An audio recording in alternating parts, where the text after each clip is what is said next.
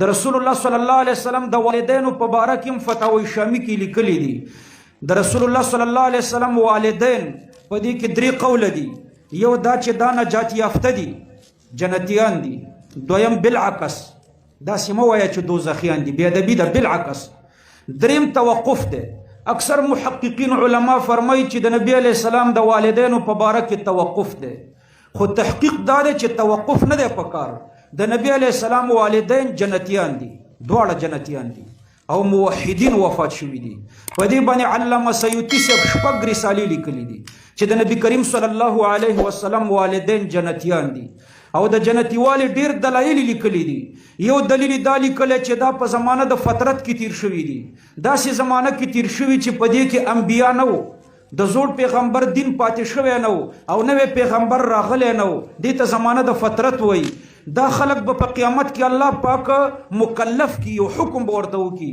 که د الله غ حکم ومنلو جنت ته به بوځي او که د الله حکم ونه منلو جهنم ته به بوځي. علامه سیوطي صاحب فرمایي چې د نبی علیه السلام د والدینو په باره کې زموږ د حسن ظن بلکې یقین دی چې قیامت کې الله پاک مکلف کی نو د الله حکم به مني، نو الله پاک به جنت ته بیایي.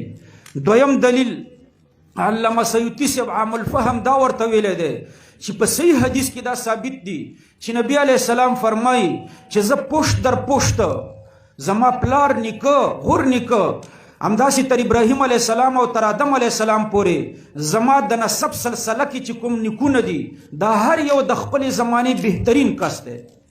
عبدالمطلب سکه نیکه دی، دا د خپلې زمانې بهتر دی.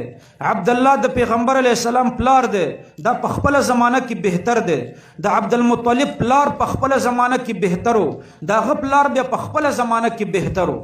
نو دا ثابته شوه چې د نبی علیه السلام پلار نیکه غور نیکه همداسې تر بره پورې دا سلسله د نسب کې چې هر نیکه دی په خپله زمانه کې بهتر دی او د دوی په هره زمانه کې موحدین و، نجات یافته خلق و، کنه قیامت براغلی وي. موحد چې نه قیامت راځي نو موحدین و، معلومیږي دا چې د دې ټولو موحدینو په نسبت دا بهتر و. زه د خپلې زمانې بهتر دی. نو خپله زمانه کې خو موحدین شته که نه، نو د هغوی په نسبت د نبي علیه السلام نیکه بهتر دی، پلار بهتر دی. دا د دې حدیث هم په دې دلالت کوي چې د نبي علیه السلام والدین نجات یافته دي.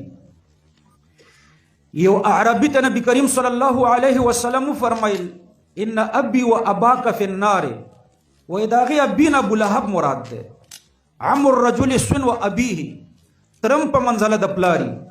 کوم ځای کې چې نبی علیه السلام فرمایلی چې ابي و اباک فی النار، نو هغه مطلب زما تره او ستا پلار، دغه ترې نه مراد دی، ابو لهب مراد دی. نور په دې حدیث کې خپل تحقیق هم شته. او یو روایت کې دا راځي چې نبی علیه السلام والدینو ته د دعا نه منع شو چې دعا ورته مه کوه. نو دعا نه کول دا د شرک دلیل نه دی. مقروض تم نبی علیہ السلام دعا نه کوله، مدیون بچ مړ شو، نبی علیہ السلام جنازه نه کوله. جنازه دعا ده کنه، بیا به مغه نجات یافته و، موحد بو، جنتی بو، خو مدیون بو، قرضدار بو. نبی علیہ السلام به جنازه نه کوله، جنازه دعا ده، دعا ورته نه کوله. د دعا نه کول دا د شرک دلیل نه دی. کېدای شي د دې وجه نه الله پاک منع کړی چې نور خلق بیا خپلو مشرکانو پلارانو ته دعاګانې شروع نه کړي او یا یې د والدینو دعا ته ضرورت نه و. دا مې مختصر تحقیق د دې درته وکړو چې د نبی علیه السلام والدین جنتیان دي. ادب تقاضا دا ده چې په دې قول باندې بځئ، یا به توقف کوئ او یا تحقیق دا ده چې د نبی علیه السلام والدین څه شي دي؟ جنتیان. له دې وجې نه زه ورسره او اکثر علما ورسره رضی الله عنهم ما وایي. بعضې بیادبان را پیدا شي د نبی علیه السلام د والدینو په باره کې وایي دا زه نه منم. څه شی نه مني؟ جنتي والی نه مني. راشه چې ثابت کړو درته. شپږ رسالې په علامه سیوطي صاحب لیکلي دي. فضیلت نه مني، د صحیح مسلم په حدیث کې فضیلت ثابت دی. توحید نه مني، توحید په حدیثو ثابت دی. حتی فتاوی شامی دا لیکلي دي. وای د نبی علیه السلام والدین الله پاک را ژوندي کړه، په نبی علیه السلام ایمان راوړو، بیا وفات شو. شامی کې دا شته، باب المرتد کې وګورئ. دی قول ته صحیح ویلې ده. نو د عیسی علیه السلام معجزه عملی دا وه چې مړي را ژوندي کول. او یو قول د نبی علیه السلام د والدینو په باره کې هم دا دی چې الله پاک د والدین ورته را ژوندي کړه، ایمان یې راوړو، بیا وفات شو. د رسول الله صلی الله علیه وسلم د والدینو